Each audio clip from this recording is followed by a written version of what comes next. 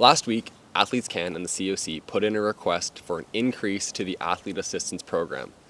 This would be the first increase to the program since 2017, and we as Canadian athletes need it. Last year, while training and racing and trying to qualify for the Olympics, I went into the red. And I'm not talking about my heart rate. I'm talking about my bank account. I've debated making this video for a very long time. Mostly because I'm not sure how it's going to be received. There could be a lot of support, but there could also be a lot of the opposite of that. You see, the conversation around athletes making big money is nothing new. And this year being an Olympic year, you're going to start seeing more of your favorite Canadian Olympians in commercials, in your social feeds, and just more in general as the hype around the games builds.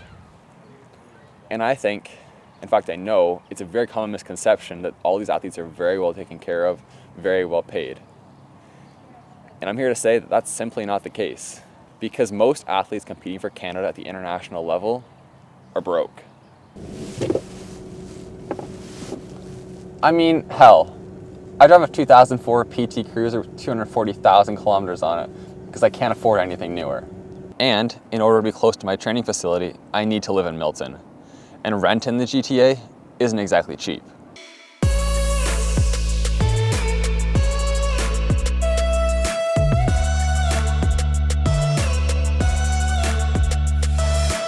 I want to stress right now before we get any further in this video that in no way am I complaining about the amount of money I make. I simply want to shine some light on the financial situation that a lot of athletes are in. I am incredibly grateful for the amount of funding that I do receive. But at the end of the day, we only really bring in enough money to cover some of our living and training expenses. Now, I'm not saying every single Canadian athlete competing at the international level and at the Olympics is broke, because that's not true either. Some do quite well. They have very strong personal brands, work with big sponsors, and some even have pro contracts. But there's also some that really struggle to get by and make it work. For a majority of Canadian athletes, myself included, we rely heavily on something that we call the carding system. So what is the carding system, or AAP as it's more officially known, the Athlete Assistance Program? Essentially what it is a program built by Sport Canada that recognizes athletes competing at the international level and gives them some money for living and training expenses. Now, not everyone competing at the international level is going to get a card. It depends on your sport and your performance level. Okay, this is a description on the Government of Canada website for the Athlete Assistance Program. The AAP is a federal government grant program that provides direct financial assistance to Canadian high-performance athletes and is one of 3 Sport Canada programs designed to assist in the development of high-performance sport.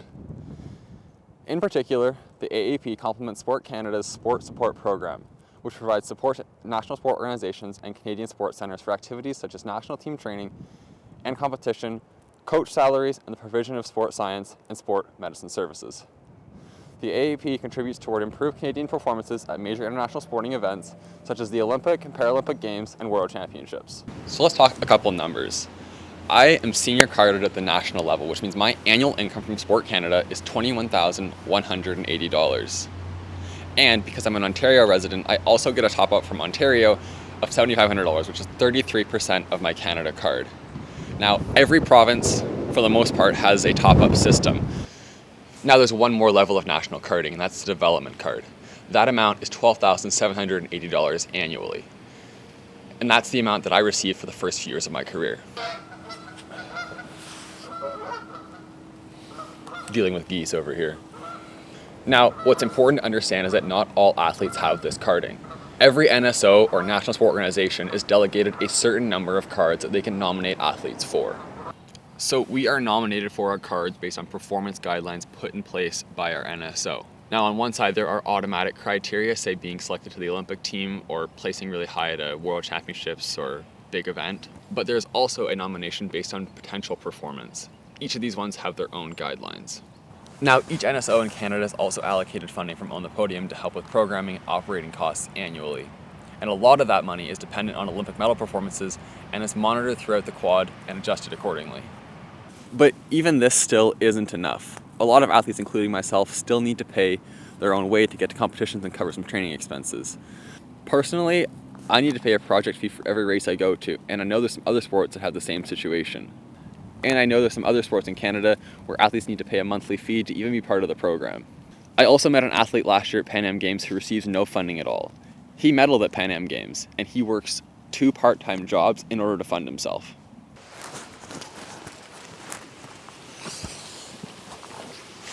So clearly there's a gap in funding, and athletes need more money in order to do their sport. There's a few organizations in Canada that have realized this gap, and they're trying to do something about it. 2 of the big ones being CAN Fund and V210. So why is it that there is such a lack of funding for all these sports and these athletes that are at the top of their sport? And I think it comes down to quite a few things. One being that these sports just don't get the airtime that some of the pro sports do. They are less popular sports, and they don't get the viewership that maybe they deserve. There's much less in ticket sales, and they're also not able to sell merch like some of the big pro teams are. That lack of airtime, that lack of viewership leads to a lot less corporate sponsors wanting to attach themselves to these sports because they're just not going to get the return on their money that they would if they put their money into, say, some big pro sports. And I think that's just the reality around these sports, and it's going to be hard to change. Olympic athletes get a lot of attention around the Olympics. Everyone rallies around us and wants to support us, and they're really proud of us, but a lot of people just seem to forget that we compete for the 4 years between the Olympics. We need to qualify to get to the Olympics. And it's just important to understand that we do these sports for the love of it. We're not doing the sport for the money. And we ultimately just want to proudly represent our country at the biggest level of sport.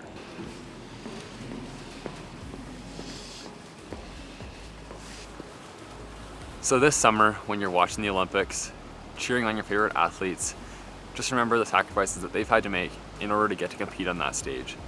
The years and years of hard work, and just remember that they're not doing it for the money, they're doing it for the love of competing and the pride of representing their country at the biggest stage in sport.